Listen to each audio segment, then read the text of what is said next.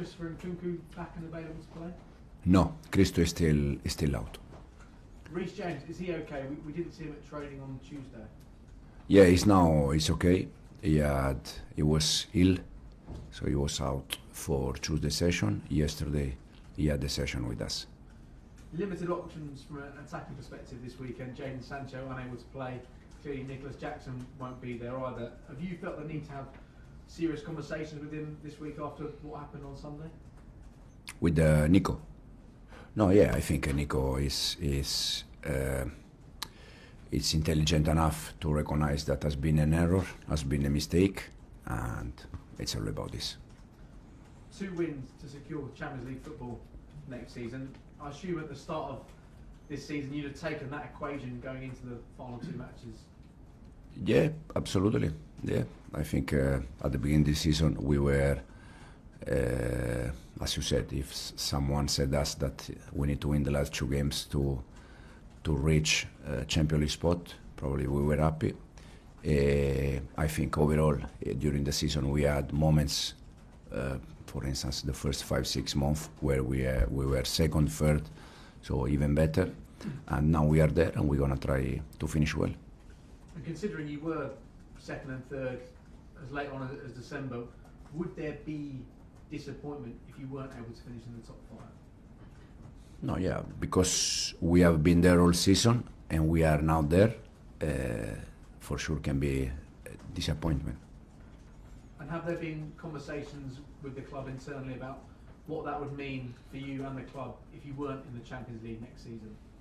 We didn't speak about that, to be honest. We didn't have a conversation about if we are Champions League or if we are not Champions League. Thanks, Enzo. No problem. Soraya? Morning. You said previously against low box and back fives it's more difficult to attack quickly because there's less space. You have Man United next. What makes them so difficult to play against, and what do you think you need to change in your team to have a better record against these types of styles of play? No, I think if you go back, probably we won almost all the game against the low block and back 5. The only difference is that when we face these kind of teams, probably we didn't attack quick in the way people likes. But if you go back, I don't know, West Ham, Wolves, Leicester, more teams that we face with the line of 5. I think our results, they have been good. It's just a matter to learn to play different game. You said you don't like your players to say, I'm just a defender, I'm just a midfielder. They need to be an overall football player and be adaptable. I want to speak about Enzo Fernandez. Over his entire time at Chelsea stats-wise, in this season he's receiving the ball less overall, but in more key areas, the final third. You've been full of praise for him, but how have you actually worked on that? Is it more off the pitch work or is it on the pitch work? It's both. It's both. At the beginning, because he was playing in one way all his life, previously with the Benfica in Argentina, with us it's more understanding where he has to stay and where he has to arrive when we are attacking. And I think he scores goals, but he also, in terms of assists, he has important numbers. And I don't have any doubt that starting next season, from the first game, he can improve his numbers even more. You just mentioned it there in response to Nico's red card, but when we spoke earlier in the season, you said you don't feel the need to talk about discipline. The players, what's expected of them. Last season you weren't here, but Chelsea had the most yellow cards and cards overall. This season it's the same situation. No other top 5 club is even in the top 10 of that. Is it not a concern for you at all, and it's just something that will improve as you're with the squad longer, or do you feel like at some point you're going to have something about it? I think I don't know if I think against Newcastle was our first red card of the season. You had a lot of yellows. Yeah, but I don't know, to be honest. Yeah, I don't know. It's probably also the way we try to be, I don't know, intense, aggressive. I don't know, to be honest. It's a good question that probably we need to analyze during the summer when we have some day off, and to see if there is something that we can do better. Thank you. John? Enzo, how are you? Have you been surprised by Manchester United this season? Obviously their league form has been really poor. They've lost 17 games, they're 16th in the table. What have you made of them? I'm to be honest, I'm focused here, and it's already difficult to judge when you are inside. Imagine when you are not there. So it's very difficult to understand the reason why. The only thing I can say is that we try here to be focused on us, to try to do our best here, and then it's I don't know, it's something that probably they have to look at. But is it a good time to play them now? Because clearly that full focus is not on this game, it's on Europa League final on Wednesday. In my personal opinion, it's not about if it's a good time to face them or not. It's just about us. I think even if we had a defeat the last game against Newcastle, I think the team is in a good moment, is in a good run. The last 10 Premier League games, I think we had 20 points. The average is 2 points per game. That it's a good average to reach Champions League spot. So we have to be focused on us and try to do our best to win Friday night. You've spoken about Nicholas Jackson. Obviously, you haven't got him tomorrow. What's your preferred option to replace him? Is it Neto, George, Cole Palmer? What's your preference? We are working on that. These are the options that we have. We don't have many options. Unfortunately, Marguerite is still injured. He started to train with us, but he's not ready to play from the start. And we are working in different options for Friday night. So the whole league season's come to these last two league games. Do you enjoy that? Do you enjoy the pressure of that? Yeah, absolutely. I enjoy since day one, and knowing that there have been some moments that we were more happy, less happy, but it's my job. It's our job. Ian? Hi Enzo, how are you? Good. Excellent. Looking at your season, going up towards Christmas when we were all saying you were challenging for the title, you said you insisted that Chelsea weren't. You were proved right on that. You were also then asked about finishing in the Champions League. You said that wasn't what was set out for you at the beginning of the season. What's changed in the last 6 months? So since day one, I said that the target that the club gives to me was in 2 years we want to play Champions League. Okay, since day one. But when you arrive to March and you have been all season top 4, top 5, it's naturally that the target is to finish Champions League. So the reason why it changed from beginning is because we arrived to March international break. I still remember that we were there all season. So it's normal that then the target became to finish top 4, top 5. So what changed is that because we have been there all season, the target automatically became finish top 4, top 5. So I don't want to put words in your mouth, but basically you've overachieved this season, right?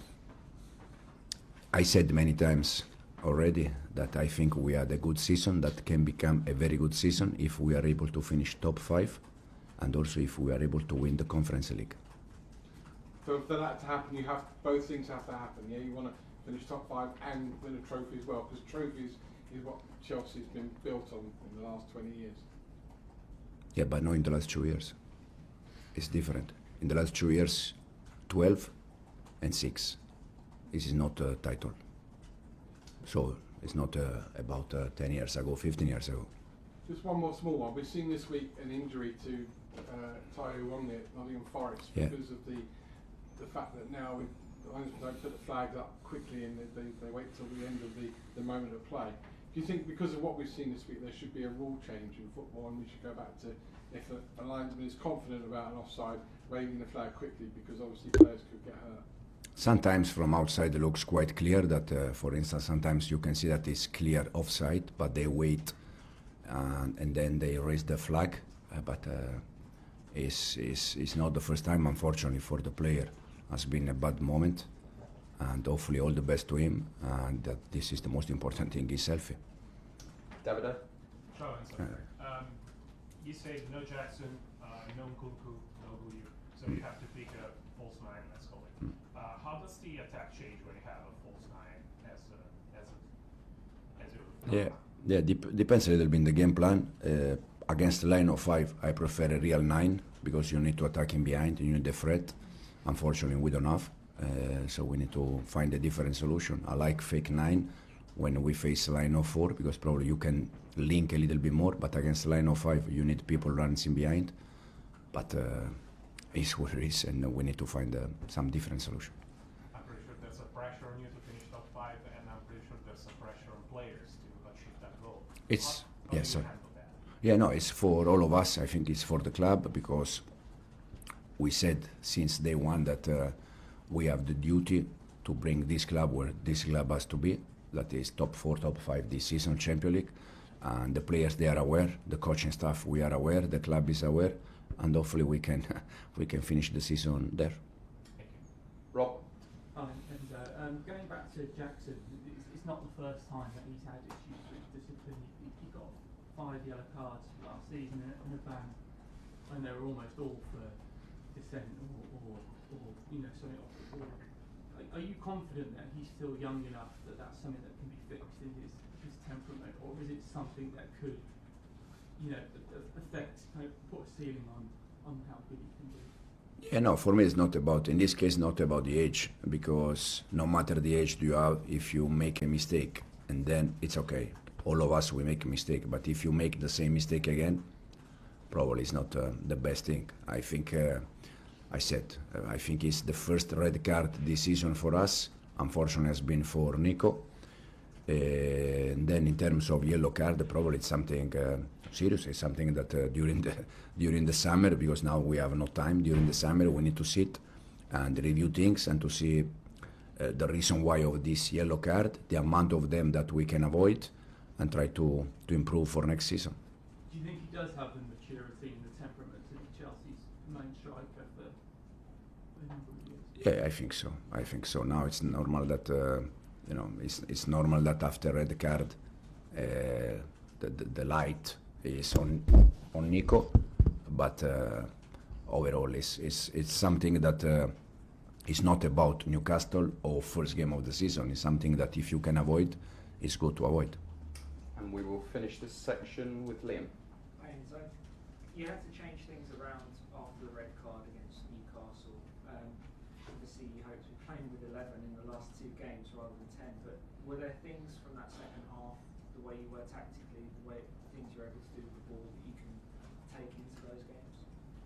Yeah, I think second half against Newcastle, we were even more brave. We were playing 3 defender, 3 midfielder, 3 striker. So, so the team was quite brave. But I think the team has been always brave. Sometimes because of the other team, sometimes you can do that, sometimes not. But overall, I think the team has been brave since we start. I think the spirit that we show second half, the togetherness, the effort of the players has been fantastic, and it's something that for sure 100% we need in the next 2 games.